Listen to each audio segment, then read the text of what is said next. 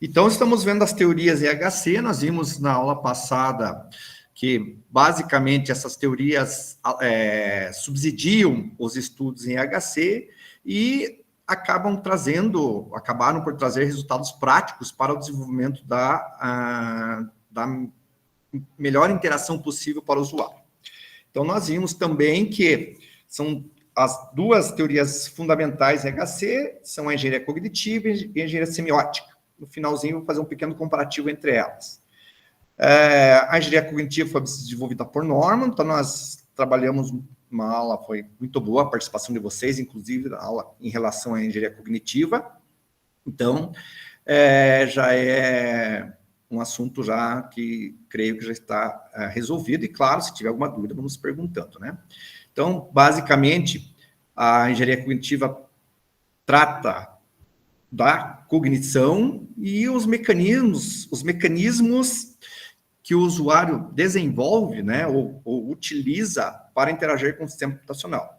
Lembrando que a cognição não é, claro, utilizada, né, aplicada somente para interagir com sistemas computacionais. No nosso dia a dia, todas as coisas que nós fazemos, nós precisamos desse mecanismo, tá certo? Então, a engenharia cognitiva é desenvolvida pelo Norman, como nós vimos também, e basicamente ele desenvolveu a teoria da ação, onde ele disse que os usuários, para interagir, desde o objetivo que eles têm de interação para a utilização do sistema computacional até a finalização, né, desse objetivo, o usuário atravessa, né, como está colocado aqui, 2 golfos. Esses golfos entendidos como um esforço mental. Então, são, na verdade, um conjunto de esforços para que ele, a partir do objetivo dele, que ele queira realizar no sistema computacional, ele verifique se ele conseguiu realizar aquela tarefa. Então, os 2 golfos principais da teoria da ação, os 2 golfos da teoria da ação, são o golfo da execução e o golfo da avaliação, ok? Então, nós vimos também que o golfo da execução está ligado à formulação da intenção e envolve o contato do usuário com os mecanismos de entrada da interface, seja eles quais forem, seja a interface para o ambiente que for, né? Ou seja, teclado, mouse, touch, voz e assim por diante, ok? Mobile, internet ou mesmo o desktop. E o golfo da avaliação é quando o sistema devolve, né, os feedbacks para o usuário. Então, nós vimos que os melhores feedbacks são aqueles que estão relacionados ao objetivo do usuário, né? Ou alguma outra maneira de se apresentar para o usuário, de modo que ele realmente entenda aquilo que ele executou no computador. Vimos também que feedbacks ruins são aqueles que se baseiam em códigos ou erros que não sejam entendidos pelo usuário, certo? Então, aqui nós temos aí a planificação da teoria da ação. Então, onde o usuário passa por relações mentais e relações físicas, né? Atuações com como nós vimos anteriormente, com os elementos da interface, e o psicológico, quando ele está raciocinando em direção à execução do problema dele. Bom, vimos aqui um exemplo de quando o usuário quer interagir, né? Um exemplo de uma consulta ao sistema de biblioteca. Durante a aula aí, na aula passada, a gente falou também de uma consulta ao histórico escolar de vocês, né? E estão aqui os 2 golfos e as 6 etapas, tá certo? Vimos também sobre distância semântica articulatória, que é basicamente, essas distâncias estão contidas no golfo da execução e tem a ver com o quê? Com a disponibilidade de elementos para que o usuário interaja, para que ele realmente execute ou faça ao computador executar aquela ação que ele deseja. Então, vimos a distância semântica e articulatória, tá certo?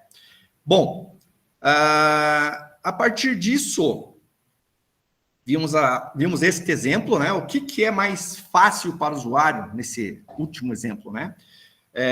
Ou seja, qual dessas ações, neste exemplo que está aí disponível para vocês, da urna eletrônica, qual seria a ação ali, ou intenção, que provocaria menor distância semântica e articulatória para o usuário, né? Então, nós vimos lá que quanto mais próximo de elementos conhecidos do usuário, mais próximo ou menor serão essas duas distâncias, semântica e articulatória. E percebemos aqui nesse exemplo que o votar em branco apresenta essas menores distâncias em função de existir um botão, né, nessa urna eletrônica especificamente desenvolvido para o voto em branco. Ao passo que, para anular o voto, nós temos que digitar um número que não sabemos exatamente qual é, né? É um número que não faça parte de nenhum candidato para que eu possa anular o voto, ok? Então, basicamente, é isso a engenharia cognitiva.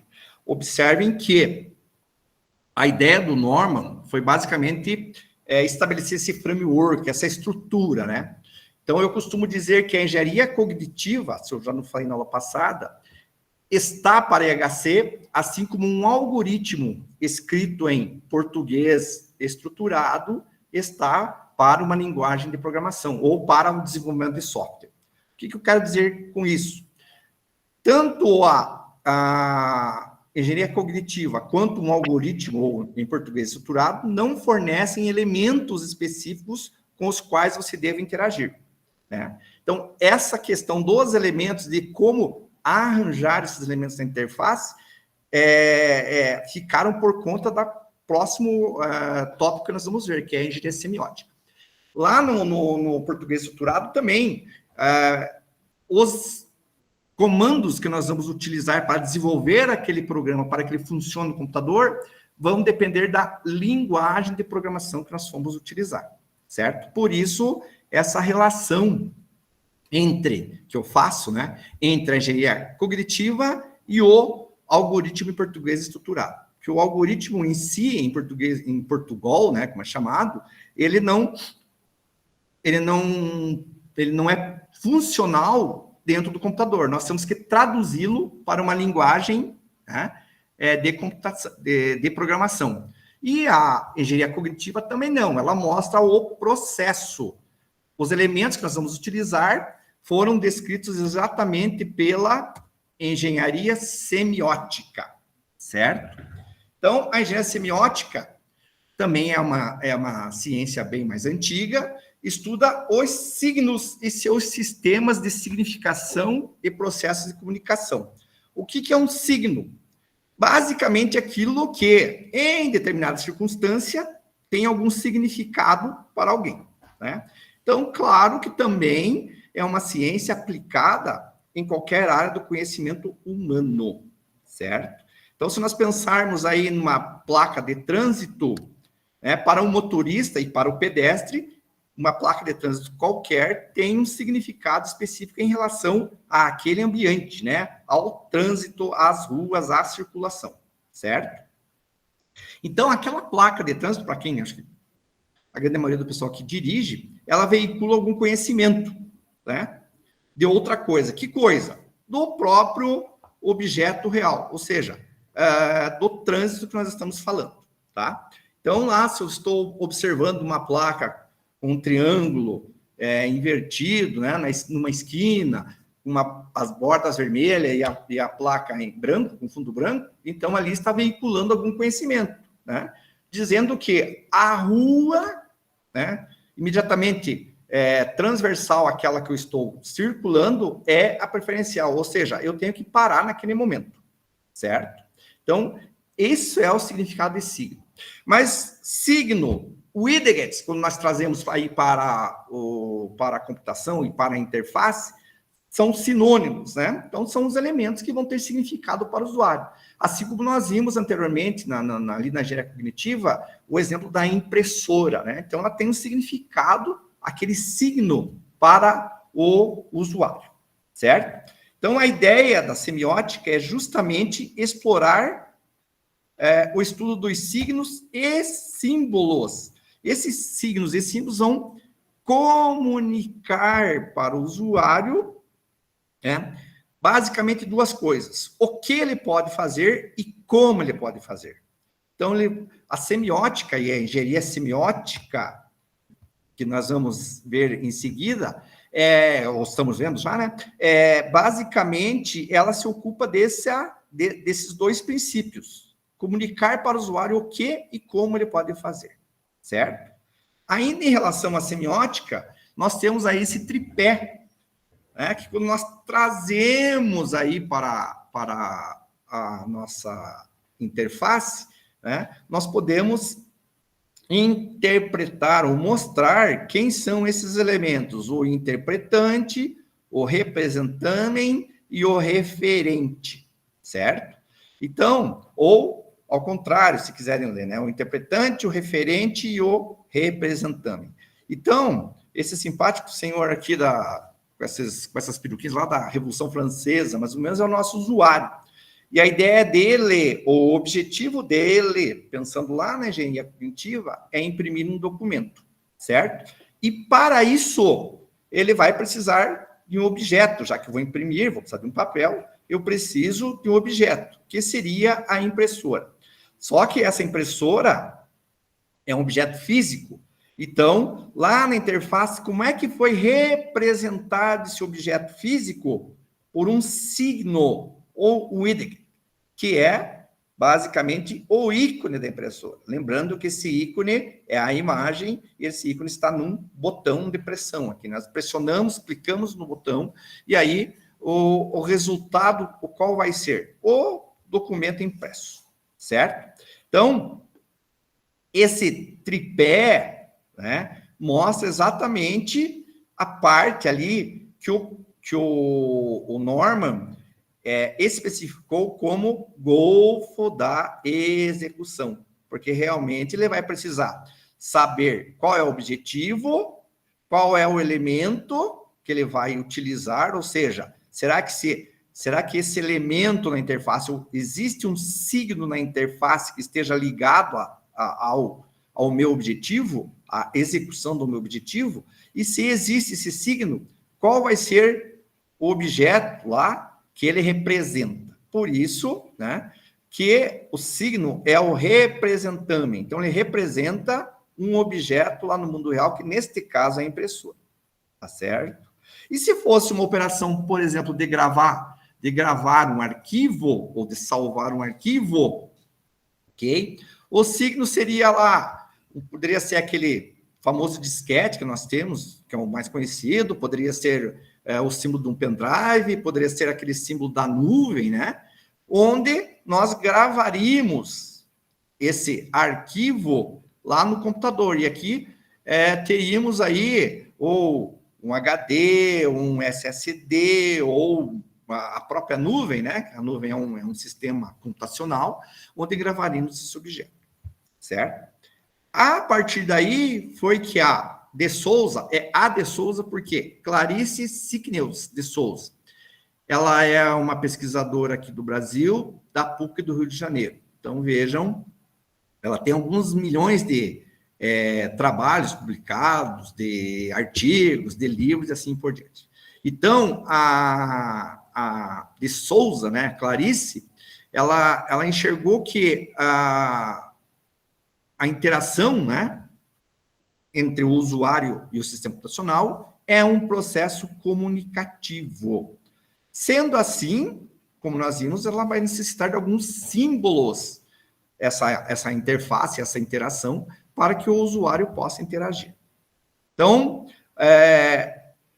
ela diz também que os sistemas computacionais são vistos como artefatos de metacomunicação. O que são artefatos? São objetos, são elementos que ajudam o usuário. Qual que é a ideia? O designer enviar uma mensagem para o usuário. Esse design enviar uma mensagem para o usuário nos remete a um princípio básico da interação, que é a comunicabilidade. Lembra que nós vimos o conceito de comunicabilidade? né? Então, o que é comunicabilidade? Significa que o designer precisa comunicar para o usuário as suas intenções, né? Ou seja, quando ele desenvolveu aquela interface, o que ele espera que o usuário faça, né? Consiga fazer a partir daqueles elementos. Então, essa comunicação do designer, essa comunicabilidade, representa um conteúdo, como está colocado aqui, que eu já acabei falando, né? Esse conteúdo é a funcionalidade, o que o usuário pode fazer, e a interatividade, como o usuário pode interagir. Então, no caso do imprimir documento, o que o usuário pode fazer? Imprimir um documento ou qualquer coisa que ele queira lá no objeto impressora. Como que ele pode fazer? Bom, no nosso exemplo, clicando lá, né? Exatamente no botão que tem o ícone que representa a impressora. Mas vejam que nem sempre existe um ícone específico e existe um objeto específico no mundo real que dê essa representação direta. Por isso que nós estudamos a questão da distância semântica e articulatória, né? Nós vimos que quando o usuário precisa quebrar as etapas dele para executar uma tarefa, né? Ou seja, realizar subtarefas, essas distâncias aumentam, porque exatamente não existe um elemento associado diretamente àquilo que ele quer fazer. Então, nós vimos também no exemplo que quando o usuário quer imprimir utilizando o menu, tanto a distância semântica quanto a articulatória aumentam, certo? Então, torna um pouco mais custoso, mais difícil para o usuário, né, atingir aquele objetivo que é imprimir o documento, certo? Outra sacada aqui da Clarice é exatamente isso aqui que está escrito, ó, e destacado. A engenharia semiótica é complementar à engenharia cognitiva, à medida que focaliza centralmente o designer e o processo de design. O que isso quer dizer? Lá na engenharia cognitiva, o Norman se preocupou unicamente com o usuário. Por isso que é uma questão estrutural, digamos assim, a engenharia cognitiva, né? E o processo de como o usuário interage. Aqui já na engenharia semiótica, visto que a aplicação computacional é desenvolvida por alguém, no caso o designer, a Clarice de Souza trouxe esse designer para, né, esse processo, tá certo? Então, ó, complementar à medida que focaliza centralmente o designer e o processo de design. Então, veja, ela não derrubou a engenharia cognitiva, ela simplesmente complementou essa engenharia cognitiva. E essa figura aqui mostra bem isso. Lembrando que lá na engenharia cognitiva, a nossa figura não tinha o designer e o processo de design, ou seja, o desenvolvimento da interface. Basicamente, o processo, se vocês lembrarem na figura anterior, ele está destacado aqui na interação. Quem é que faz a interação? Basicamente, o usuário. Observe que agora, na engenharia semiótica, esse designer entra no processo, certo?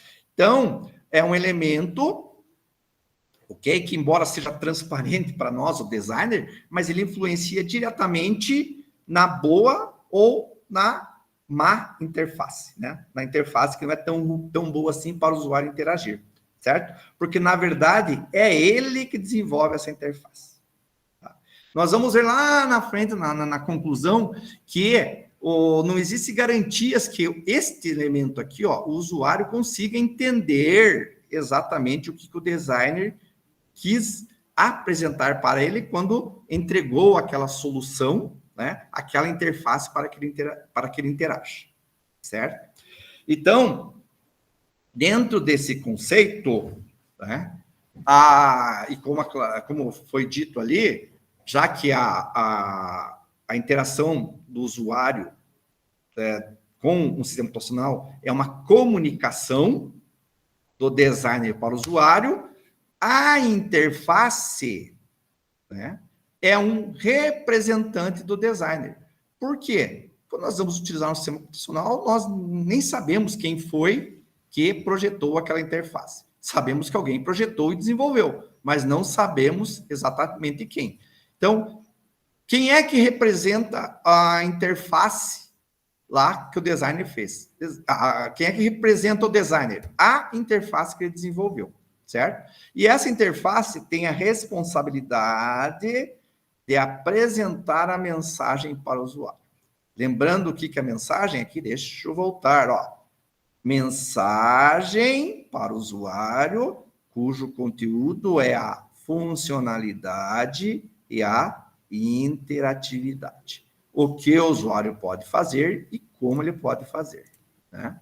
Então, nesse contexto, fica muito mais claro a existência do design. Claro, no nosso embasamento teórico aqui, no nosso conhecimento aprofundado em IHC que nós vamos ter. No nosso dia a dia, como eu comentei, a gente só lembra do designer quando a gente não consegue interagir com o sistema. E a gente lembra muito do designer, né? Quando o designer tornou difícil a utilização daquele sistema computacional, certo? Porque ele não conseguiu comunicar exatamente o que nós devemos fazer e como nós devemos fazer, certo? Então, aí ele prejudica a comunicabilidade e ele prejudica também a usabilidade do sistema computacional, certo? Então, essa mensagem basicamente é a interface. Dentro desse contexto, então, esse aqui é um exemplo de mensagem que o designer está comunicando para o usuário. Então, eu destaquei aqui, né? Então, o designer está apresentando para o usuário esta solução. Qual é o que o usuário pode fazer e como ele pode fazer? Então, alguém poderia responder a pergunta aí? O que o designer está comunicando? O que e como deve ser a interação? Está apresentando os tipos de fontes e como que ele poderia ser alterado, taxado. Tá. Perfeito. Alterações no próprio tipologia. Certo, perfeito. E especificamente nessa questão aqui que está destacado, ó. Que daí seria um extra, né? Se ele quer subscrito, ou menor, ou para baixo. Isso é o quê? E como que ele está dizendo para o usuário interagir aí? Clicando, selecionando. Agora, ou usando a placa de atalho que tem ali marcado as letras também. Isso. Então, ele está selecionado lá um trecho de um texto qualquer, né, hipoteticamente, e está dizendo para o usuário, olha aqui, senhor usuário, você pode aplicar alguns efeitos extras, como você falou, no texto. Como é que você faz isso? Selecionando aqui, ó. Esse elemento específico nós vimos lá nos widgets, né? Que são os checkbox, remete ao usuário a pensar no seguinte, eu posso selecionar um ou todos, né? Ou alguns desses elementos. Concordam? Concordam? Então, ou seja, eu posso ter um texto, né? Além da configuração das letras desse texto, eu ainda posso ter ele com alguns efeitos. E eu posso aplicar todos esses efeitos ao mesmo tempo.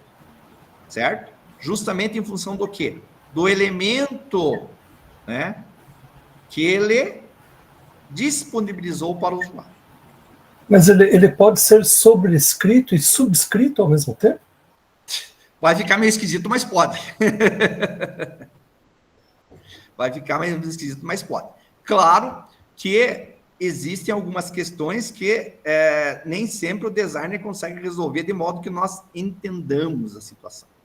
Tá certo? Mas é possível. Pelo que o designer colocou, é possível. E dá para fazer um teste aí no Word da vida aí para ver se isso é verdadeiro. Tá certo?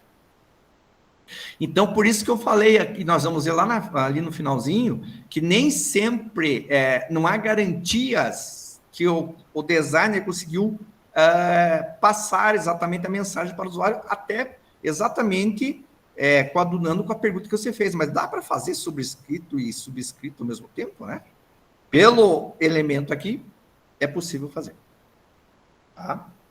Então, vejam, o design tem que ter essa atenção, né, para não criar coisas que são elementos de interação que sejam antagônicos e possam aumentar a distância semântica e articulatória para o usuário. Certo?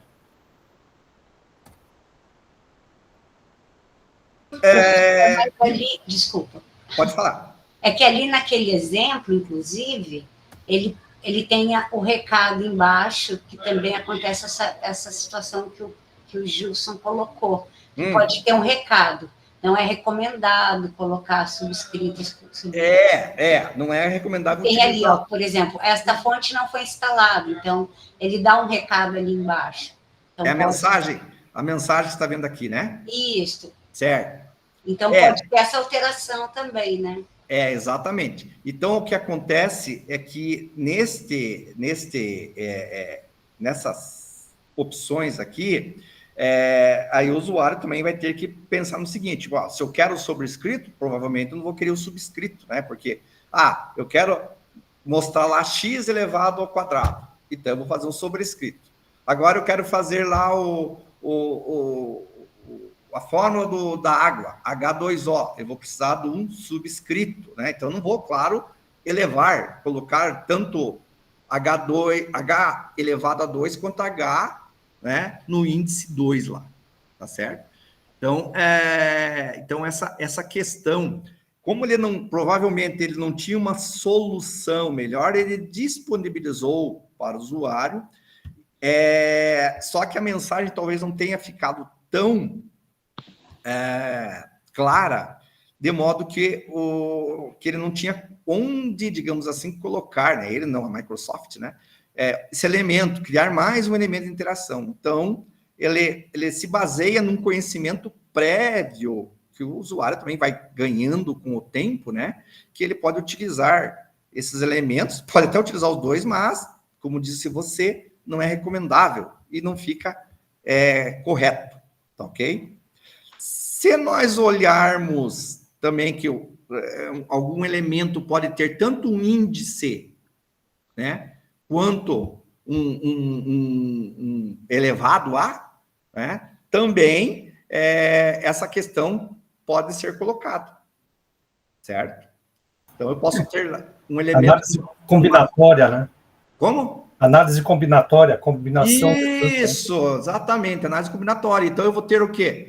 Eu vou ter um índice, vou ter um expoente lá, né? Uhum. Então, eu tenho que ter os dois elementos. Então, ele diz assim, você consegue ter, você seleciona um elemento e indica que ele é um índice. Você seleciona o outro e indica que ele é um expoente. Tá? Então, neste caso, é possível. O que o programador podia fazer na interface também, alguma opção dessa... pode desativar uma outra que entra em conflito, né? Internamente no código, né? Poderia, mas aí ele teria que usar lançar mão de outro recurso que seria o checkbox. Aliás, o radio buttons, né? O radio buttons, que são opções mutuamente exclusivas. Também poderia. Só que daí... Se ele quisesse na mesma tela, né?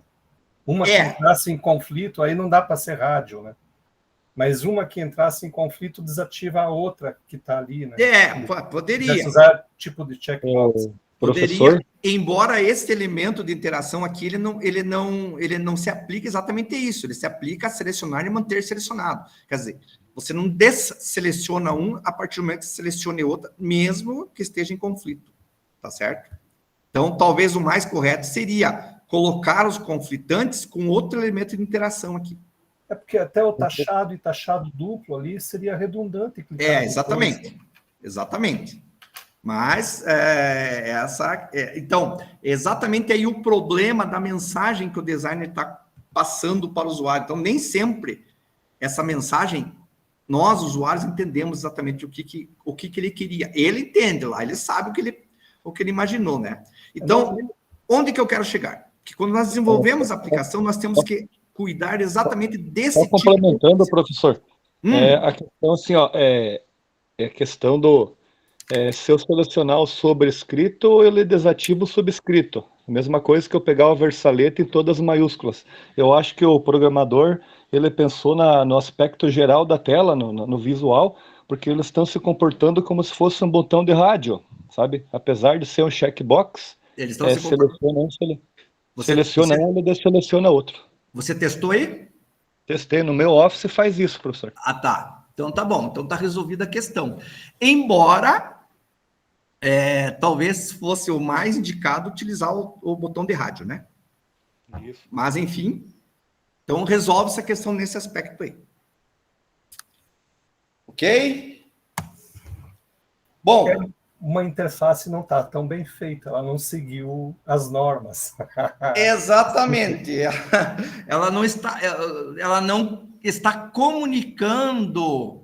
Se você associar com o elemento de interação, no caso, aquele signo ali, né, o checkbox, eles não está comunicando exatamente o que ele deveria em função da funcionalidade dele. Esse que é o problema. Muito bem.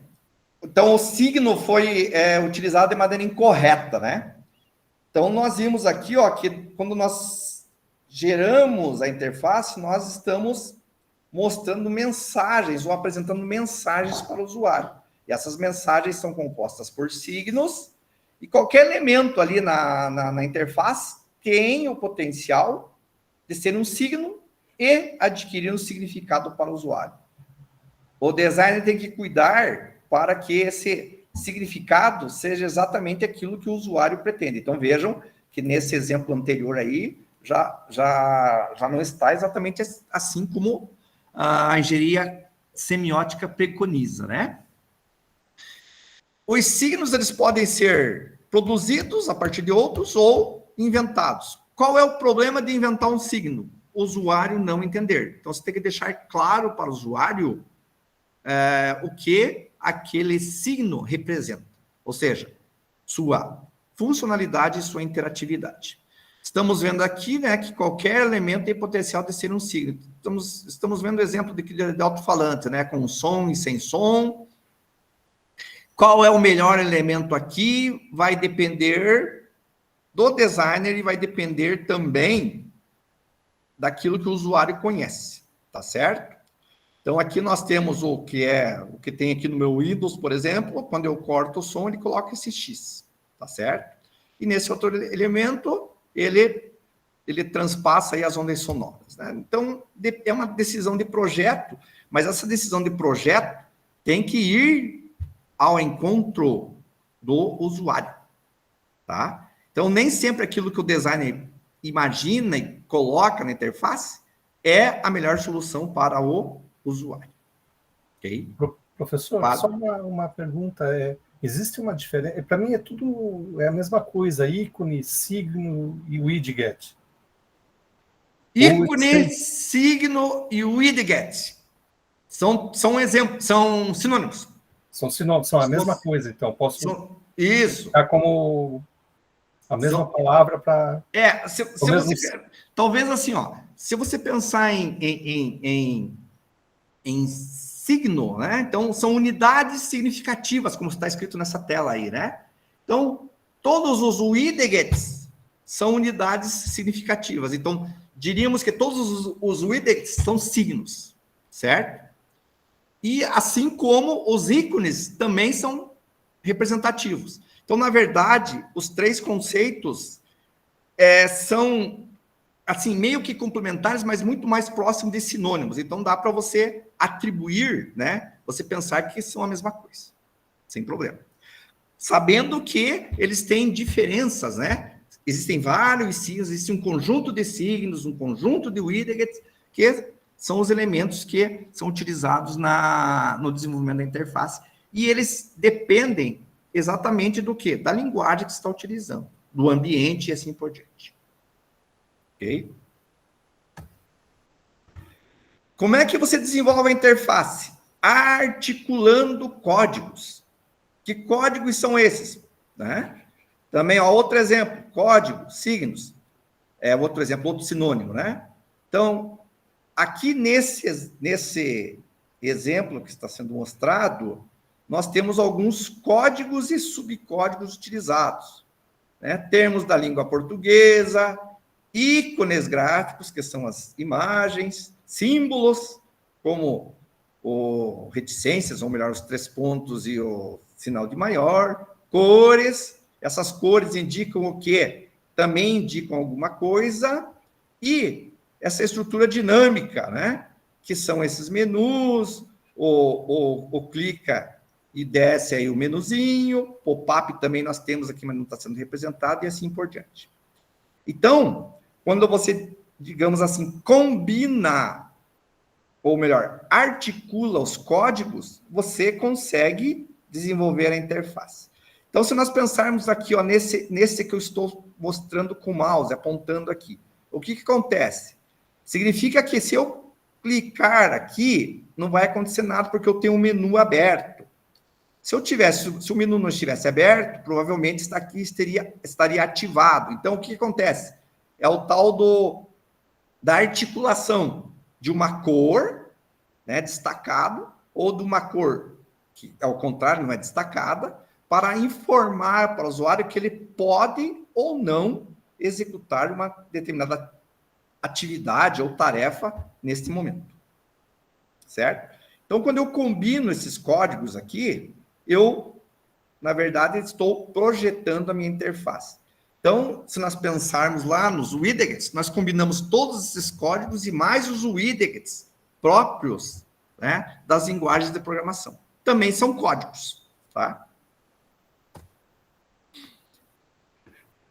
Podemos também utilizar códigos gráficos, que representam formas diferentes, vídeo reverso e tamanhos diferentes, tá? Então, aqui, para quem já está acostumado, e claro que o usuário vai ganhando conhecimento à medida que vai utilizando um computador, né? Então, ele sabe exatamente o que é ele deve saber, né, com o tempo, o que significa essa pasta. Então, é um local, e essa pasta aí, esse desenho de pasta, ela tem relação com o objeto do mundo real, certo? Então, para que serve uma pasta de um arquivo? Em um arquivo, para guardar documentos, certo? As pastas têm um nome. Então, aqui existe esse exemplo. Quando eu abro uma pasta lá no arquivo físico, eu vejo os vários documentos. Então, aqui, a analogia é eu abrir essa pasta e ver os vários documentos, só que são documentos digitais. E, além disso, eu consigo identificar qual foi a aplicação ou o software que criou aquele documento, como nesse exemplo aqui, né? Aí uma apresentação no PowerPoint e um arquivo gerado em PDF, tá? Quando eu utilizo o vídeo reverso, né, eu estou indicando que este documento ou este objeto está selecionado, certo? Então, claro, para nós que utilizamos isso normalmente, é corriqueiro, tá certo? Mas são os elementos de que o designer dispõe para gerar a interface. E aí também ele pode representar isso por tamanho dos objetos. Então, observem aqui que ele está mostrando, né? Isso aqui significa só letra A? Não, isso aqui significa que toda letra selecionada, e quando o usuário vai clicar aqui, essa letra vai aumentar de tamanho. E aqui ocorre a mesma coisa. Ele poderia não ter utilizado esses 2 símbolos em azul aqui? Poderia. Só que desta forma ele consegue apoiar, o que se chama, né, em HC, apoiar o usuário, né, deixar mais claro para o usuário o que exatamente vai acontecer quando ele clicar neste ícone, neste botão com este ícone aqui. Tá certo? Desde que ele selecione o objeto. Objeto, no caso, o texto. Tá? Tudo bem? Posso utilizar códigos de cores também. Então, como eu falei, todos esses códigos não são aplicados somente em sistemas computacionais. Então, estamos vendo aí, né, um código de cor bem comum, que é o que nós conhecemos, que são as cores do semáforo, certo? Dependendo do teu ponto de vista, ou seja, se você for o motorista ou se você for o pedestre, você pode tomar uma decisão ou não em função da cor que você está olhando no semáforo. Então, quando eu penso lá no semáforo do motorista, essas cores significam o vermelho que ele deve parar e o verde que ele deve seguir. E aqui, atenção, significa o quê? O semáforo vai fechar. Não significa acelere correndo tudo, né? No amarelo. Passa amarelo antes que feche. Não, significa diminua a velocidade para parar, porque o semáforo vai fechar. Tá? Quando eu olho lá, se eu tiver o semáforo do pedestre, o que eu tenho? Provavelmente a cor vermelha e a verde somente, indicando isso. Quando está vermelho para o pedestre, lá para o motorista está verde. Então, o pedestre para, o motorista anda. E vice-versa. Aqui temos um outro exemplo, né, das tonalidades sendo aumentadas, né, o contraste sendo aumentado, né, indicando o progresso na execução de uma tarefa. Aqui, ó, o designer também apoiou o usuário, ou seja, ajudou o usuário mostrando o percentual, certo? Então, poderia ser mostrado somente um percentual sendo implementado, X% concluído? Poderia. Mas dessa forma, o usuário consegue ter uma noção melhor, né, de que ponto está aquele processo que ele pediu para o computador executar. Certo? Então, veja, esse aqui, ó, ajuda o usuário aonde? Lá no golfo da avaliação. Então, a gente pode trazer, né? Sempre associamos esses elementos lá com as 6 fases, né? 6 etapas para a travessia do golfo da execução e da avaliação. Podemos utilizar códigos numéricos, mas vamos lá, vamos a algumas considerações, né? O sistema decimal é o que nós mais conhecemos, então nós não vamos mostrar para o usuário, né, um valor no sistema binário, que provavelmente o usuário não vai ter conhecimento, mesmo que ele seja da área da computação, vai ser muito mais fácil para o usuário utilizar o sistema decimal. Assim como os algarismos romanos, né? Vamos utilizar em casos específicos. Vou mostrar o capítulo de um livro, então daí posso até utilizar um algarismo romano aqui. Então, vejam, desenvolver a interface, além daqueles widgets, é combinar os códigos de maneira que o usuário entenda e consiga saber para que ele serve e como que ele vai utilizar aquele código.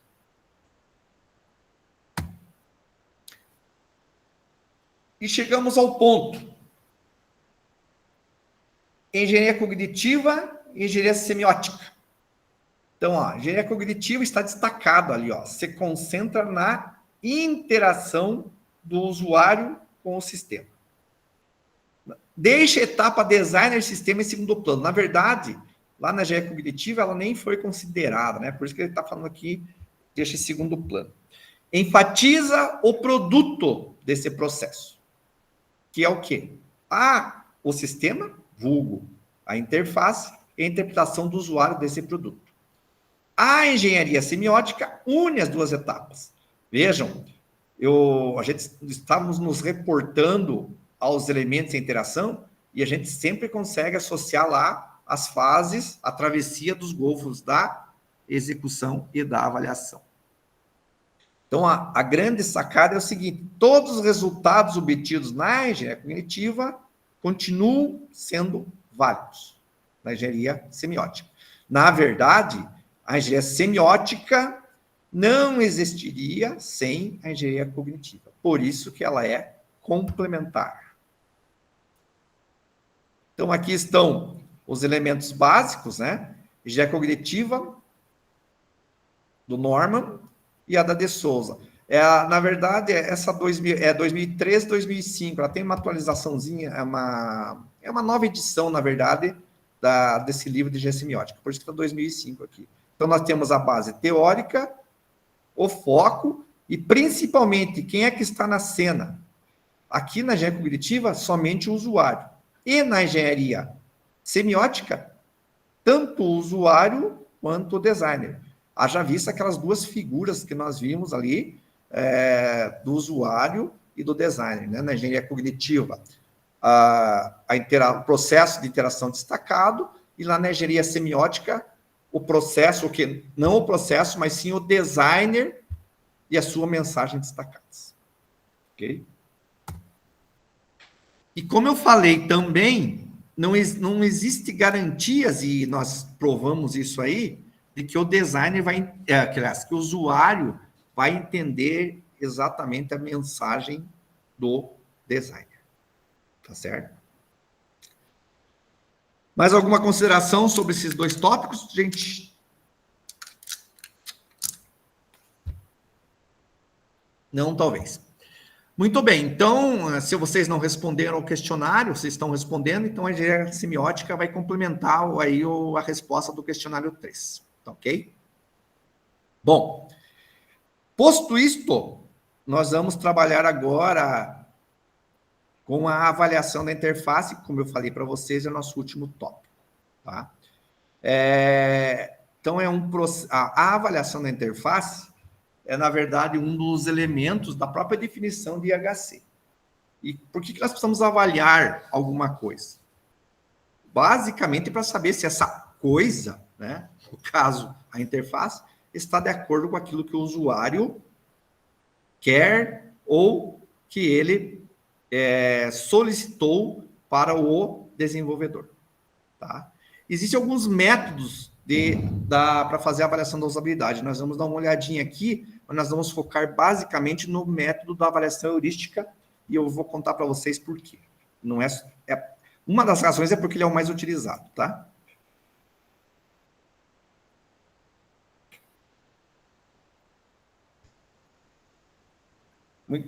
Pode falar?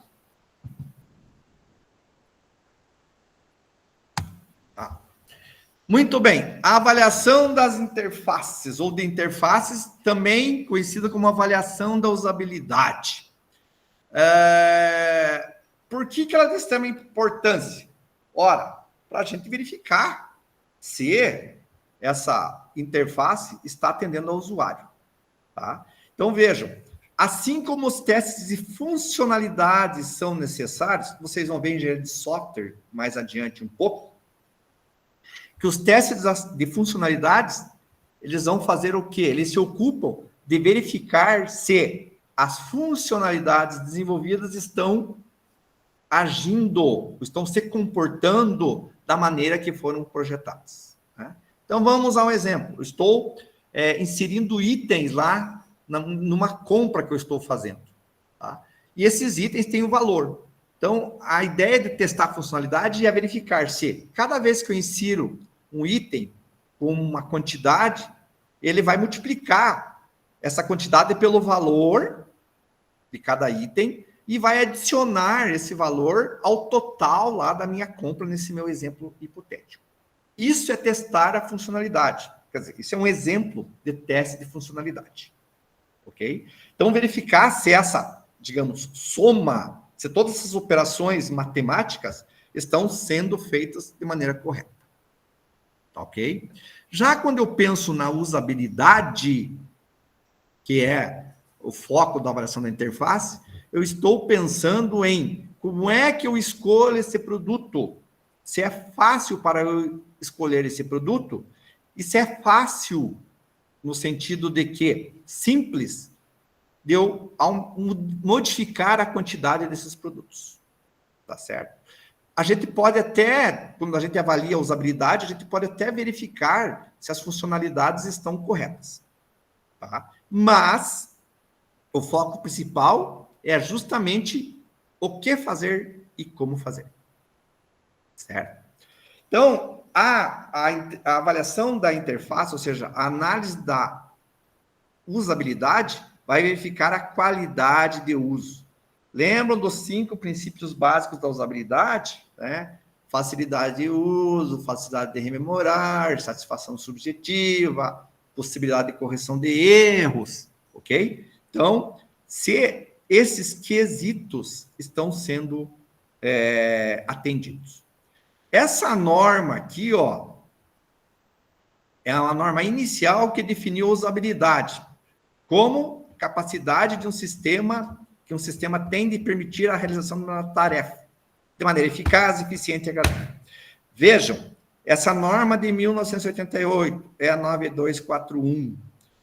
Então, provavelmente, ela sofre alguma atualização. O que significa? Eu estou mostrando a norma que deu origem à série. Assim como eu me reportei a uma norma numa aula anterior, né?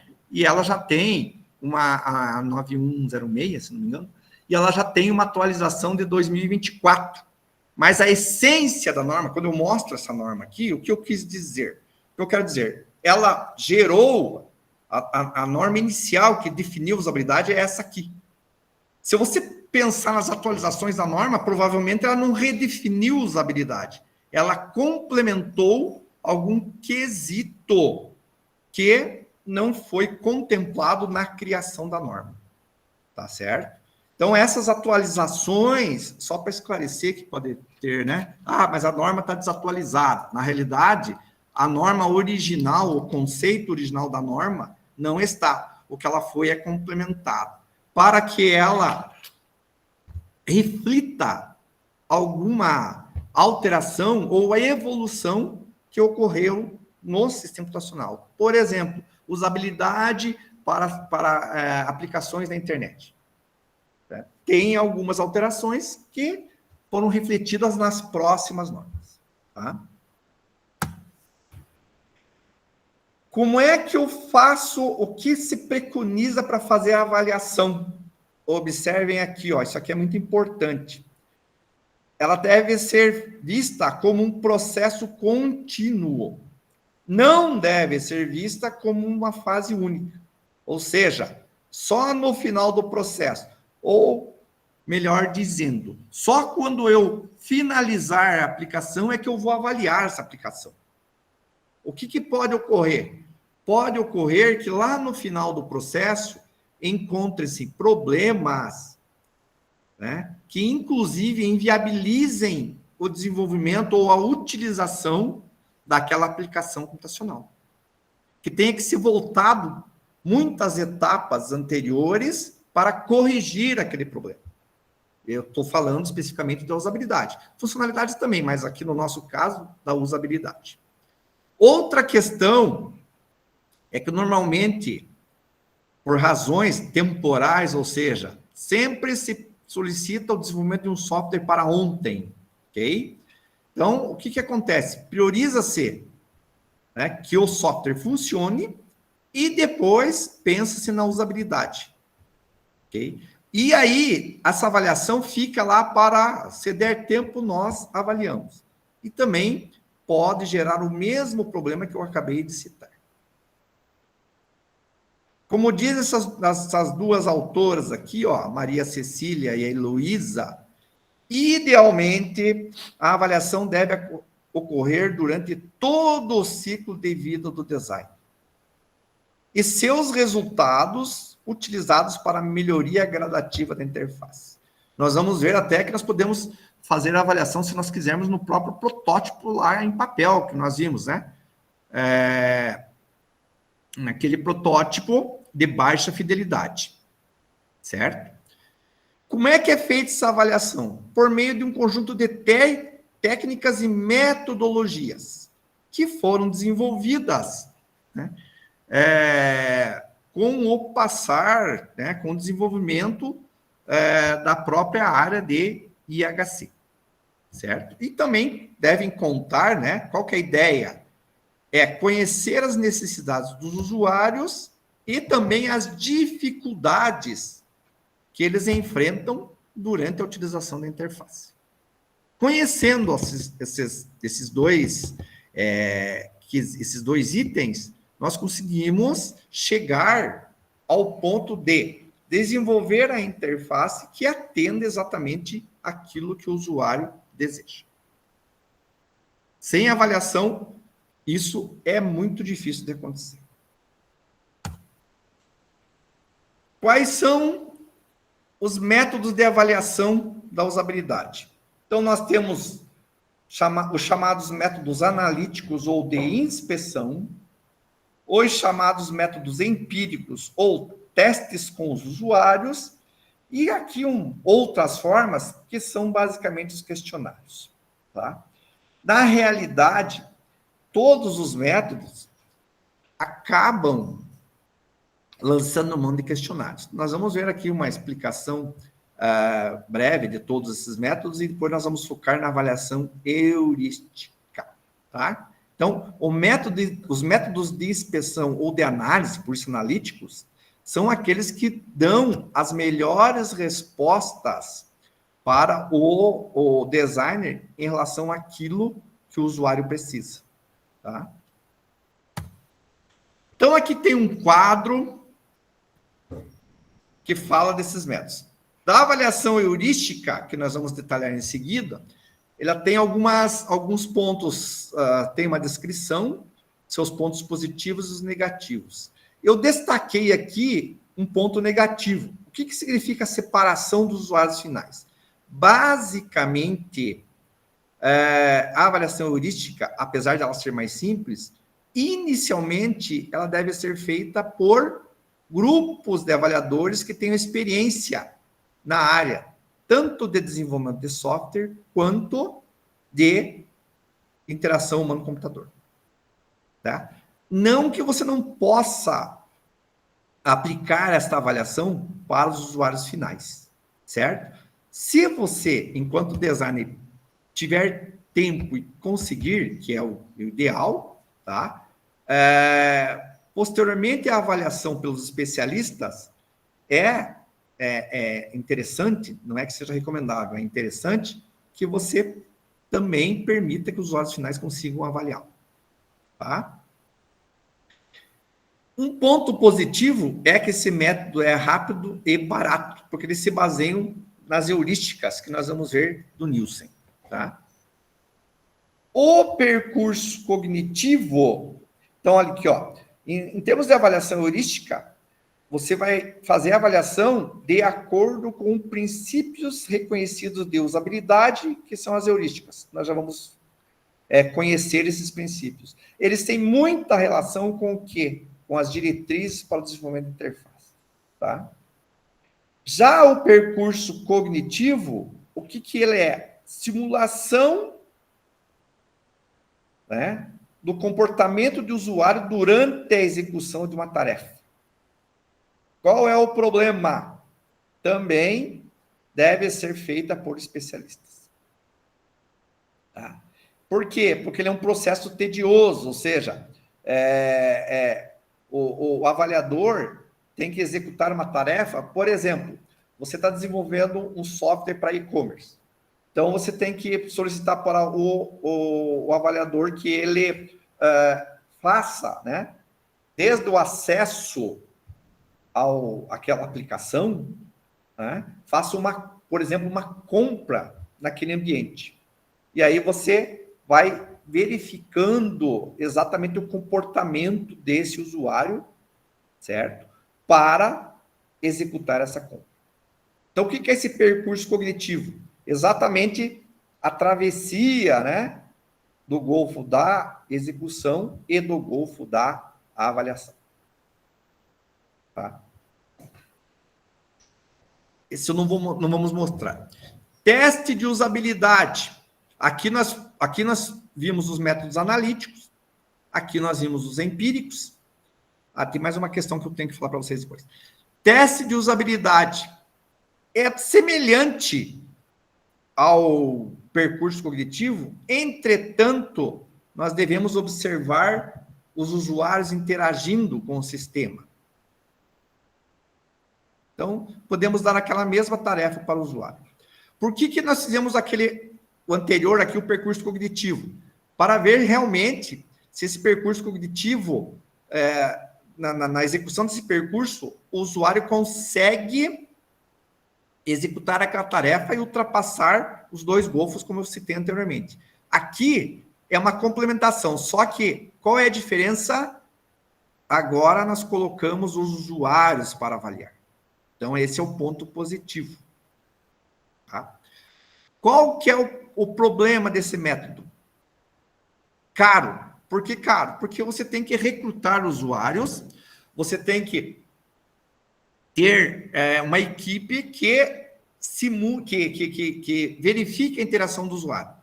Né? Como é que a gente faz isso? Antigamente usava, na verdade, a ideia é filmar o usuário interagindo com o software, para verificar, né, se ele vai ter dificuldade de utilizar aquele software ou não. Antigamente, né, usava-se câmeras, filmagens, assim por diante. Hoje você consegue fazer isso com o celular, né? Além dessa questão que exige tempo e torna-se caro no sentido da equipe principal que se mobiliza, a questão é que ninguém fica muito confortável quando está sendo observado, principalmente na utilização de computadores. Eu imagino que vocês já tenham passado por essa experiência, né? Você está utilizando o computador e tem alguém do teu lado observando você utilizar. Você começa a errar a digitação, você começa a clicar em locais errados, né? Por mais que você conheça o software, né? De ponta a ponta. Tá? E o próximo método empírico é o chamado percurso pluralístico. Qual que é a ideia? É um método mais antigo. Registra a interação em painéis, né? Então, esse aqui já é bem pouco utilizado. E outra questão, ponto positivo, presença de usuários. Ponto negativo, necessita-se de um bom moderador. Por que um bom moderador? Porque vão existir opiniões diversas sobre a utilização, né, e a facilidade. O que é o percurso? Também executar uma tarefa, né? Só que essa execução de tarefa, né, não é uma execução única, ela é uma execução. A ideia é que o usuário tente executar essa tarefa utilizando 2 percursos. Como assim 2 percursos? Então, imaginem você, voltando no nosso site de compras. Imagina que você você quer fazer uma compra de um produto qualquer e você sabe exatamente qual é o produto. Tá? Então, o primeiro percurso é sabendo qual é o produto. Tá? E o segundo percurso que poderia ser estabelecido é, primeiro descobrindo se existe o produto que eu quero comprar, utilizando a pesquisa lá do site, e posteriormente fazendo a compra, a partir da pesquisa. Então, por isso que é pluralístico, ou seja, é mais de um percurso. Ou seja, você pode, no nosso exemplo, comprar aquele produto de 2 formas diferentes. Certo?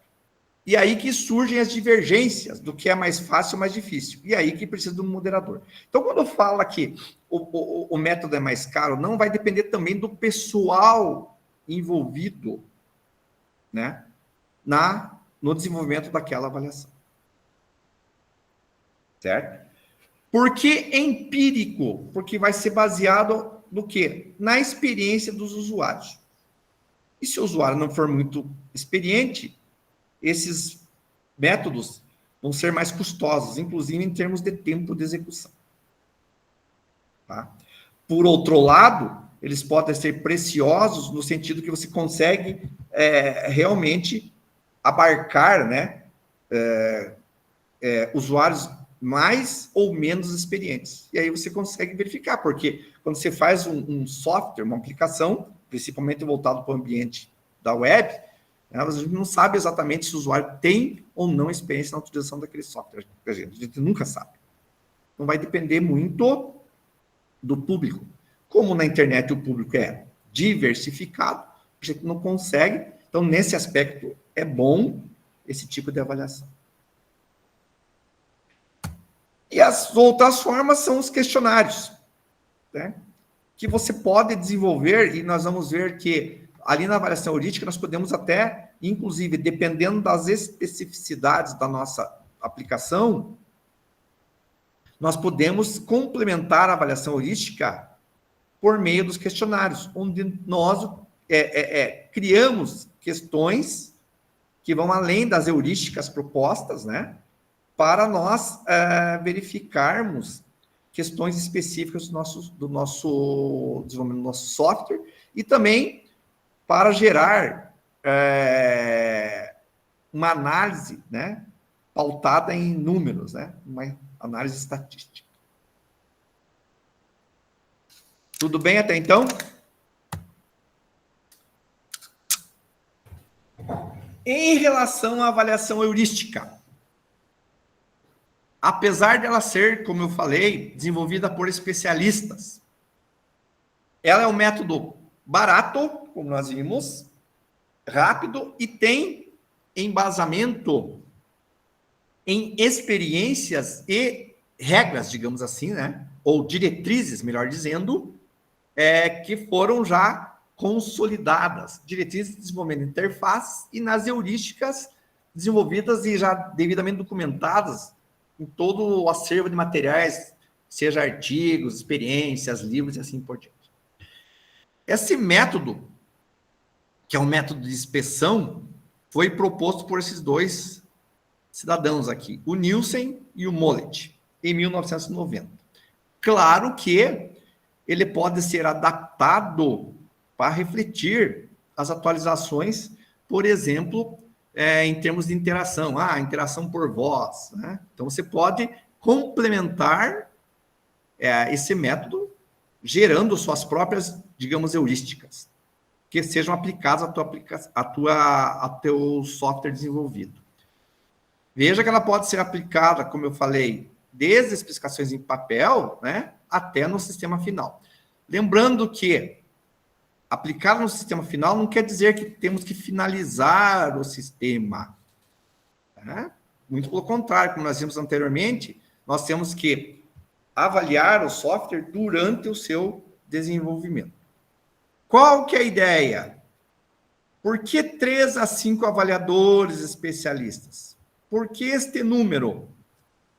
Para realmente nós termos digamos assim, a discordância. Ok?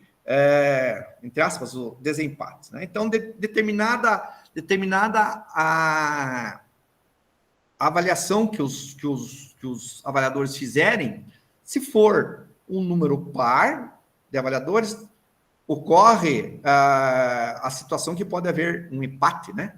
Então, 2 concordam e 2 discordam. Então, a ideia do número ímpar é para exatamente termos uma maioria, né, em termos de opiniões. O mínimo 3, 5 é o ideal. Quem são esses 5? Então, claro que isso deve ser feito, como já citado no método, por especialistas, mas não os que desenvolveram a aplicação. Muito pelo contrário. De preferência, alguém externo àquela aplicação. Certo? Então, vamos imaginar que eu aqui na UTF desenvolva um software. Eu não vou entrar no grupo de avaliadores. Eu tenho que ficar fora para que essa avaliação seja isenta. Até porque eu já sei, quando eu estou desenvolvendo a aplicação, eu já sei todas as potencialidades e não potencialidades da aplicação. Então, dependendo da minha avaliação, eu consigo, enquanto desenvolvedor, né, eu consigo contornar algum problema que poderia aparecer ou que deve aparecer para alguém que não desenvolveu a aplicação. Outra questão, a ideia é navegar pelo sistema no mínimo 2 vezes. O que quer dizer o sistema? Bom, pode ser por uma funcionalidade específica ou posteriormente pelo sistema todo. Mas a ideia é que seja incremental essa avaliação, né? Que sejam avaliadas funções por funções, a função sendo desenvolvida, para que no final todo o sistema, o conjunto esteja avaliado. Tá? Todas, desde das funcionalidades mais básicas até as mais complexas. E quais são essas heurísticas? São essas 10 aí, ó. E essas heurísticas vocês já acabaram vendo lá nas diretrizes. Então, observe que tem algumas bem conhecidas, como, por exemplo, consistência, prevenção de erros, ajuda, Ó, reconhecimento ao invés de memorização, que pega exatamente um dos atributos da usabilidade, correspondência entre o sistema e o mundo real, ou seja, aquela aplicação está de acordo com aquele domínio, ou seja, para o que a aplicação foi desenvolvida, certo? Capacidade de se recuperar de erros. Então, vejam, embora sejam heurísticas, elas têm ligação lá, né? Embora pareçam ser totalmente novas, elas têm ligação específica, muito próxima com as diretrizes, com aquelas 19 diretrizes que nós estudamos e que vocês responderam no questionário aí. Tá certo? Como é que faz essa avaliação? A gente já vai falar sobre elas. Avaliação heurística, lembrando, permeada por especialistas, né? Mas depois pode ser também feita por usuários não especialistas. E o método é aplicado da mesma maneira. Então, nós temos aí 3 etapas principais com suas subetapas, né? Então, a pré-avaliação, a avaliação e a discussão dos resultados. Quando eu estou na pré-avaliação, o que acontece? Eu apresento o sistema. Então, essas 3 etapas aqui, ó, uniformizar terminologia, contar sobre o domínio da aplicação, ou seja, para que serve, para o que foi desenvolvida a aplicação, e apresentar o cenário ou a aplicação propriamente dita, para deixar a par os avaliadores, né, do que e por que foi desenvolvido aquele sistema, e também de alguns elementos específicos, como terminologia. Vamos a um exemplo, terminologia. Lá, se eu estou fazendo um sistema para ser utilizado em farmácias, né? Então, eu tenho alguma terminologia, como, por exemplo, o CRM do médico, né? Então, o que é o CRM? Lembrando que a ideia é que os avaliadores não sejam aqueles que desenvolveram o sistema. Então, o que significa o CRM? Então, é o código de registro do médico lá no Conselho de Medicina. Então, esse tipo de sessão de pré-avaliação é para que os avaliadores saibam exatamente o que significa cada elemento lá da aplicação. Ok? Então, apresenta a aplicação, todas as principais etapas da aplicação, para o que ela foi desenvolvida e os termos específicos da aplicação. Tá? Posteriormente, é feita a avaliação, que deve ser individual e independente. E deve ser feita, no mínimo, 2 vezes por todos os avaliadores. Independente se são 13, se são 5. O que quer dizer individual e independente? Eles podem estar na mesma sala, mas eles não podem comentar, né? Senão,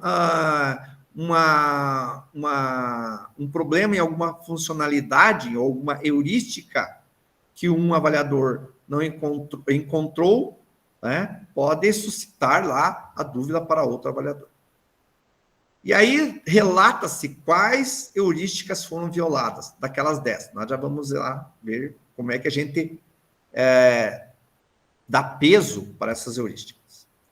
E, posteriormente, elabora-se um relatório. Aí faz uma discussão aberta com todos os avaliadores, identificando os problemas de usabilidade, qual é a severidade, ou seja, o quão grave é aquele problema, certo? E elabora-se o relatório. Tá certo? Então, são etapas bem distintas que redundam, né? Finalizam com um relatório contendo as heurísticas foram violadas. O que significa as heurísticas que foram violadas? As que não foram atendidas, ou que foram atendidas parcialmente. Tudo bem? Para isso, o Nielsen sugeriu uma escala de severidade. Para que serve essa escala de severidade? Para identificar, como citei anteriormente, o quão grave é um problema e a que tempo ele deve ser solucionado ou corrigido. Então, ó, essa escala as escalas são utilizadas para alocação de recursos, ou seja, pessoal, equipamento, para solucionar e corrigir os problemas identificados. Podem ser definidas pelos avaliadores, então todos devem definir essa escala de severidade. E aqui, o Nielsen dá uma sugestão. Não precisa ser necessariamente esses pesos, esses valores, né? E nessa classificação. Vai depender muito do conhecimento prévio, lá na sessão de pré-avaliação, que os avaliadores vão receber. Então, ele pode ser classificado nessa sugestão como problema sem importância, um problema cosmético superficial, um problema pequeno, grande e catastrófico. Observe que problemas grandes e catastróficos têm que ser solucionados antes da aplicação ser liberada para utilização, certo? Os demais podem até liberar a aplicação, mas eles vão ter que ser solucionados. Então, vamos lá. Problemas sem importância. Então, eventualmente, os avaliadores não viram o aludido problema que alguém levantou como um problema de usabilidade. A que se refere isso? Vamos imaginar lá na questão do... Pense naquela tela do cadastro que nós vimos lá, da folha de pagamento. Então, nós vimos lá que a gente tem que... Uma das diretrizes é pensar na questão de letra maiúscula e letra minúscula, né? Dar preferência para as siglas tudo em letra maiúscula e para os demais labels, rótulos dos campos, fazer a combinação maiúscula e minúscula. Então, pensem que naquela tela com todos aqueles campos, um daqueles campos esteja endereço, esteja todo escrito em letra maiúscula e os demais estejam corretamente, né? As siglas com maiúsculas, somente com maiúsculas e as demais campos maiúscula e minúscula. Então, esse não é um problema específico de usabilidade. Ele tem que ser corrigido, mas isso não vai causar impacto na utilização da aplicação. Problema cosmético ou superficial. Precisa ser corrigido somente se houver tempo disponível. Dá até para... Na verdade, muitos avaliadores unem esses dois problemas. Podemos até citar o mesmo exemplo anteriormente, ou talvez foi desenvolvido o cadastro, aquele formulário, utilizando, sei lá, um grupo de cores, e lá, quando o usuário faz uma consulta, foi utilizado uma cor diferente em algum ponto daquele formulário, tá? Então, isso aí é considerado um problema superficial. Precisa ser corrigido, até pensando na consistência, mas lá depois que houver tempo. Problema de usabilidade pequeno, baixa severidade. Eu estou dando alguns dos exemplos, tá? Baixa severidade, se vocês tiverem outro melhor, vocês podem ficar à vontade. Baixa severidade para ser solucionado. O que podemos citar aqui? Inserção de dados. Na entrada de dados, você inseriu o CPF e a interface não formatou o CPF no padrão, né? Ele deixou corrido, não colocou lá ponto, traço, dígito verificador. E quando você consulta aquele CPF, ele está mostrando corretamente. Certo? Então, esse é um problema que também não influencia na utilização do software, certo? É um problema pequeno, mas para o usuário vai ficar muito mais simples quando ele inserir o CPF e a formatação, né, for mostrada para ele. Na sequência, um problema de usabilidade grande, alta prioridade. Então, um erro de cálculo, lá naquele exemplo da compra no ambiente. Então, esse é considerado um problema grande. Não pode, numa aplicação que o usuário vai fazer uma compra, os cálculos serem mostrados de maneira incorreta. E o que é uma catástrofe?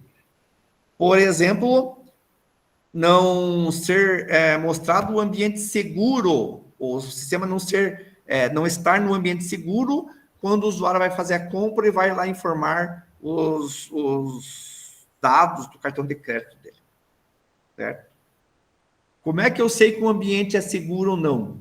Pelo protocolo de rede que eu estou utilizando. Né? Então, quando eu utilizo o protocolo HTTPS, que é o protocolo exatamente da utilização da internet, da página web, o S quer dizer security, ou security, seguro. Então, esse protocolo nos diz que as informações trafegadas pela rede serão criptografadas. Tá? Muito bem. Então, o que acontece? Os avaliadores vão navegando pelo sistema e vão seguindo as diretrizes. Onde que eles vão seguir essas diretrizes? Em um formulário. Como esse aqui. Estou mostrando o exemplo para uma dessa diretriz, não, heurística. A primeira, inclusive. Visibilidade do status do sistema, do estado do sistema. Então, o que tem nesse formulário? O formulário igual vai ser feito para as 10. Inclusive, até eu quero que vocês verifiquem, existem 3 arquivos adicionais aí para estar disponíveis, junto à aula de vocês. São 2 artigos que vão complementar esse conteúdo de avaliação. Um é um exemplo de avaliação que foi aplicado, da avaliação heurística, e outro que é um comparativo de métodos de avaliação, com base empírica e em base analítica. Tá?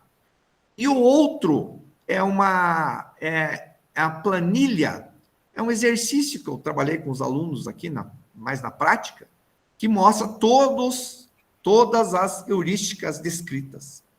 Então, o que deve ser verificado? Se os usuários são mantidos informados durante toda a interação, ok? Com feedback apropriado. E esse feedback tem um tempo razoável. Então, o avaliador vai, né? Se em parte do sistema, se numa funcionalidade, ou se no sistema todo, ele vai verificar se o feedback do sistema, para todas as situações que necessitarem de feedback, estão sendo exibidos para o usuário. E ele vai relatar aqui em que pontos isso não aconteceu, ou seja, que a heurística foi verificada ou violada. E vai dar um grau de severidade, conforme a codificação anterior que nós vimos aí. Okay? Então, se ele considerar que isso é catastrófico para o sistema, ou seja, o sistema não tem feedback nenhum, eu consideraria também catastrófico, ele vai dizer que o sistema não apresenta feedback nenhum e vai classificar isso como catastrófico. Significa, precisa arrumar urgentemente. Ok? E assim ele vai proceder para as demais heurísticas. E aquilo que eu falei lá quando eu comentei sobre questionários, você pode gerar uma heurística. O que é uma heurística? É basicamente uma experiência.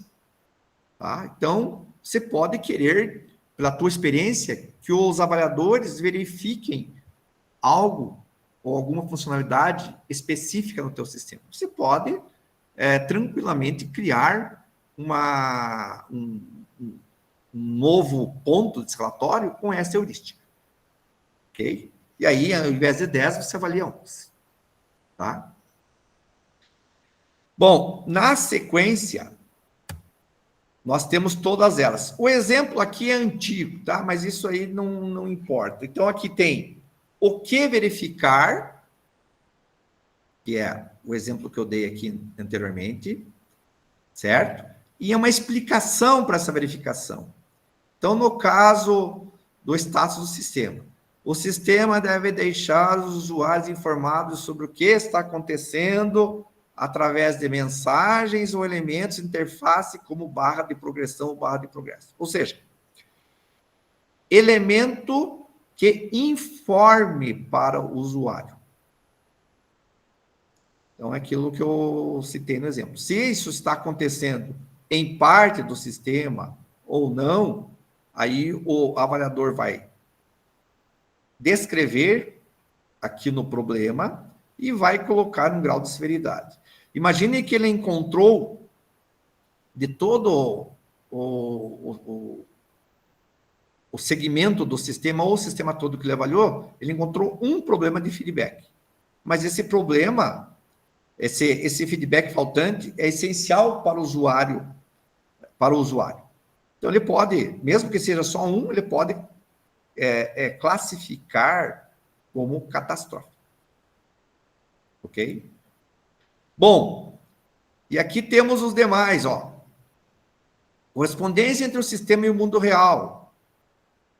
O sistema deve falar a linguagem do usuário com palavras, frases e conceitos específicos do sistema. Como, por exemplo, os termos específicos lá do ambiente do software para venda de remédios na farmácia, né, o CRM. Ok? Então, termos específicos, como CRM, são aceitáveis. Agora, os termos técnicos, termos orientados ao sistema, tem um errinho ali, esses não devem ser incluídos, porque aí o feedback para o usuário é ruim. Bom, controle e liberdade do usuário. A ideia é o quê? Os usuários podem fazer o que querem quando desejam, por exemplo, desfazer uma ação, corrigir um erro, pode ser enquadrado aqui. Eu não vou ler todos, para não ficar pesado aí, mais pesado ainda, né? Então, aqui, consistência, vamos ler esse último. A interface não deve ter palavras, situações ou ações diferentes, significando a mesma coisa. Padronização de cores, posicionamento de mensagens, padronização de fontes, letras e assim por diante. Tá certo? Então, aqui adiante tem todas, prevenção de erros, se o sistema permite ou previne que o usuário cometa erros. Aqui tem um exemplo, ó, indicação do formato do dado esperado. Recuperação de erros, ó. Aquela história, o que uma mensagem de erro deve ter? Nós vimos aí também, né? 3 pontos. O que aconteceu, por que aconteceu e como solucionar, ao invés de um erro 404, que é uma página inexistente. Temos aqui o reconhecimento ao invés de memorização. Flexibilidade, por exemplo, se o sistema tem aceleradores ou teclas de atalho. Design estético minimalista, ou seja, se a interface não é sobrecarregada, não é muito densa para o usuário, se existem informações irrelevantes. E a última, se o sistema de alguma maneira auxilia o usuário, né, com ajuda. Ajuda não é aquele manual específico, né? Pode ser uma dica, um menuzinho right e assim por diante. Tá? Muito bem. Então, a ideia é o seguinte, eu usei essa avaliação heurística, tá? Para avaliar o software que nós desenvolvemos aqui no UTF. Inclusive, eu desenvolvi para a minha tese. Eu apliquei essa avaliação heurística e ela funciona muito bem. Tá? É claro que, dependendo do teu público, inicialmente especialista, mas quando você for aplicar para usuários, você pode ajustar aquela terminologia ali e, como eu falei também, criar seus próprios itens para serem avaliados, tá?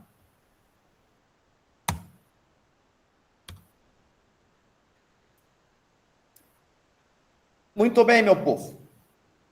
Então, com isso, a questão da avaliação, para a gente poder praticar, né, demandaria de um tempo maior, mas esse método que eu apresentei para vocês é o método mais simples e pode ser também, apesar que a ideia é aplicar para os especialistas, pode ser aplicado para os usuários finais também, sem problema nenhum, desde que você, né, adapte um pouquinho essa avaliação. Né? Você pode ajustar aí, esse aqui é um dos pontos positivos dessa avaliação, que você, deixa eu parar a apresentação aqui. Não, eu só vou mostrar uma antes de parar. Esse que é o ponto positivo, desde que você ajuste essa avaliação. Falei daquele material, deixa eu só comentar mais algumas coisas. Aqui nós temos os 2 artigos que devem estar disponíveis, se não estão, logo estarão. Que se vocês puderem ler, a aplicação da avaliação heurística, aqui, ó, foi detalhado exatamente todos esse método. Então, se vocês puderem ler, quiserem ler, até para resolver os exercícios, esse aqui é um dos artigos, mostrando exatamente aqui como foi feita a aplicação real. Tem um outro artigo, que é o comparativo dos métodos de avaliação. Bem interessante também, é um artigo pequeno, ó. Métodos de avaliação de base cognitiva e semiótica.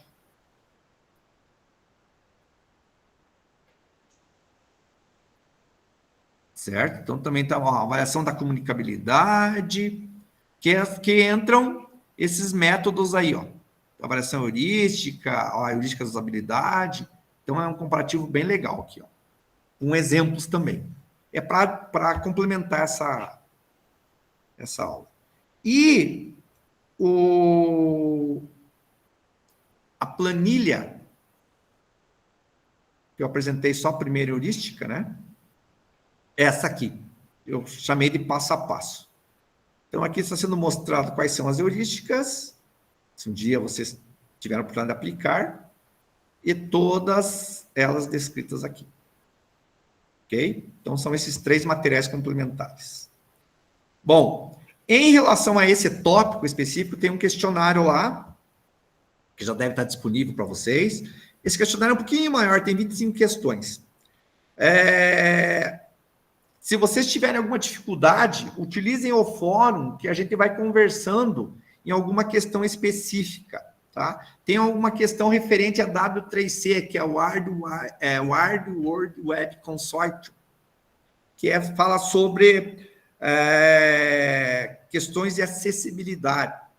Tá? Se tiverem alguma dúvida, porque a gente não falou especificamente, mas, claro, é tranquilo de encontrar aí na web. A gente vai conversando, eu vou mostrando para vocês aí,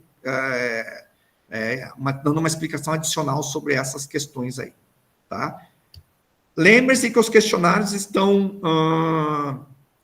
fecham no dia 22, e aí vocês vão ter todas as respostas para eles, tá certo? Outra questão, então hoje está sendo a nossa última aula, até porque eu adiantei, né? Então, isso aí vai ajudar vocês um pouco para se preparar para a prova. Em relação à prova, eu vou gravar uma revisão, mas não vou dar de forma síncrona, tá? Eu vou gravar aqui no Meet mesmo e vou disponibilizar para vocês no máximo até o final da semana, onde eu vou pegar os tópicos principais das 6 aulas e vou comentando esses tópicos novamente, tá? Só para dar uma ajuda. Questão da prova, como a gente não... Claro, vai continuar conversando, interagindo, mas não aqui síncrono.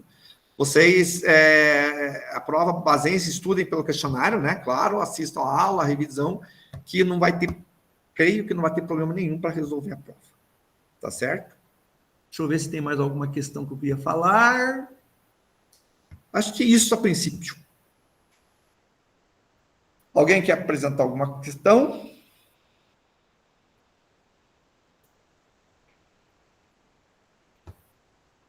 Por favor.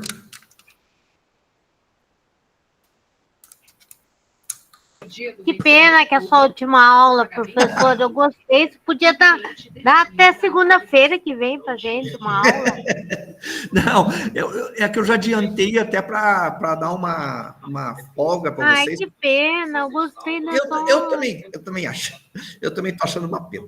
Tomara que ele Mas prolongue para o senhor dar bastante aula para gente. Eu vou falar com o Mário. vamos ver para as próximas disciplinas o que temos na mente aí. Pode ser que nos próximos semestres a gente espere nos encontrarmos O novamente. senhor dá uma aula de APCC para gente?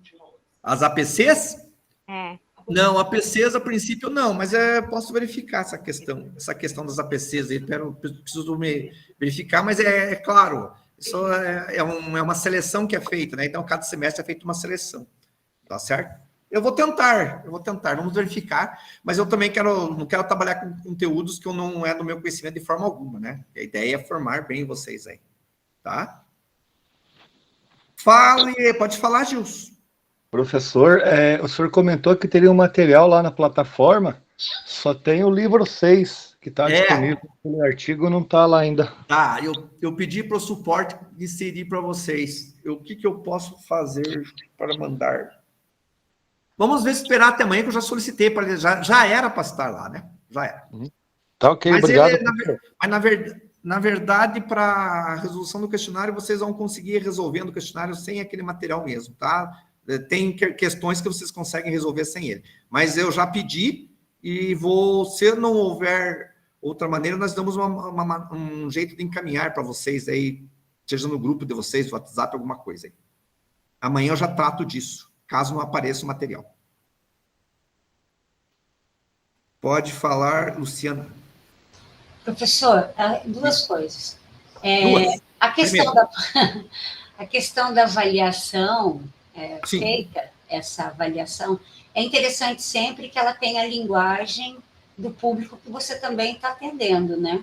Sim, exatamente. Estava a avaliação da interface. Não. Perfeito. Do conteúdo. Não, certo. Porque tem-se dificuldade, porque tem uma linguagem própria do pessoal de sistemas e tem a linguagem de quem está avaliando, que é o usuário.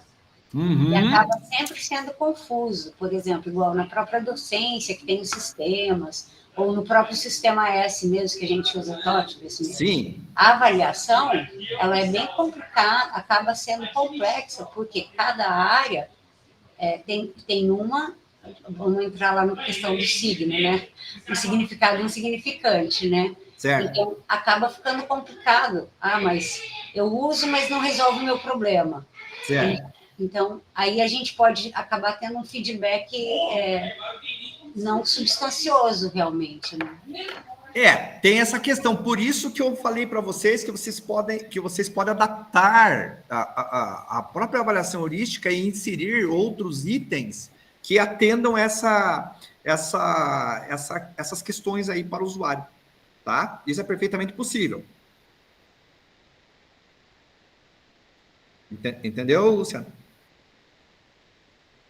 Sim, professor. Obrigada. Beleza. Então tá. Eram duas questões.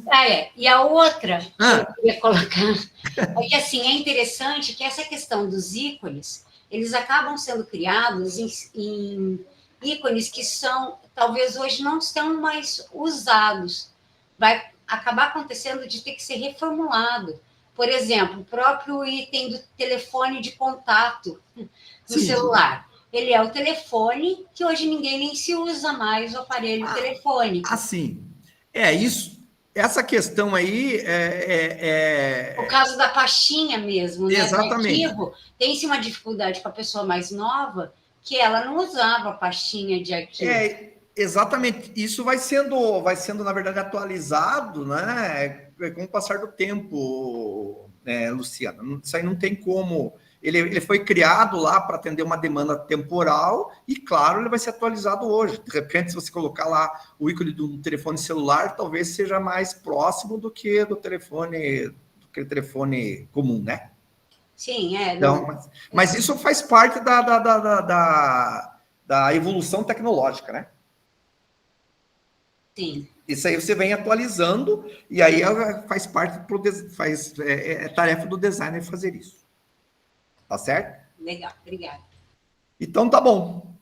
Então, acho que é isso, meu povo. Então, fiquem à vontade até a prova para a gente interagir lá no fórum. Podem colocar as dúvidas em relação ao questionário que nós estamos conversando, tá? Agradeço muito aí pela atenção de vocês, principalmente pela participação de todos, se não interagindo aqui como estão fazendo, assistindo às aulas. Eu fiquei bem satisfeito. Espero que esse conteúdo sirva lá na frente para vocês utilizarem, para vocês desenvolverem as aplicações de vocês, e estou à disposição. E para frente nós vemos aí se a gente consegue trabalhar com mais alguma disciplina para vocês. Tá? E agradeço também ao Sidmar, que sempre está em todas as aulas presente, deu uma força muito grande, Sidmar. E vamos continuar conversando. E um dia eu vou te visitar como você lá. Tá falando. Vem para cá. Tamo junto. Tamo junto. E o material, se eu não conseguir, que ele disponibilize o material para vocês, eu vou passar no WhatsApp do Sidmar. Você tem o grupo dos alunos aí, Sidmar? De todos eles? Sim. Tem? Eu passo no WhatsApp do Sidmar, ele replica para vocês até que seja disponibilizado lá no Moodle. Senão eu dou um jeito. E informo vocês. Tá certo? Mesmo assim, eu reforço com o Wagner. Wagner. Uhum. Eu já pedi para ele hoje, já confirmei. Já tinha enviado e enviei de novo para ele colocar. Tá, tranquilo. Tá certo? Bom, obrigado pela atenção. Então, agora eu vou... Deixa eu sair, porque senão eu vou atrapalhar o professor João Paulo. Então, na quarta-feira, então, nos despedimos hoje e espero que vocês façam uma boa prova e todas as dúvidas para a prova, no máximo, até o final de semana, eu gravo a revisão para vocês, tá ok? Deixa eu gravar. Obrigado, boa noite, bons estudos, bom curso. Obrigadão, professor. Vamos conversando. Abraço para todo mundo. Fui. Abraços.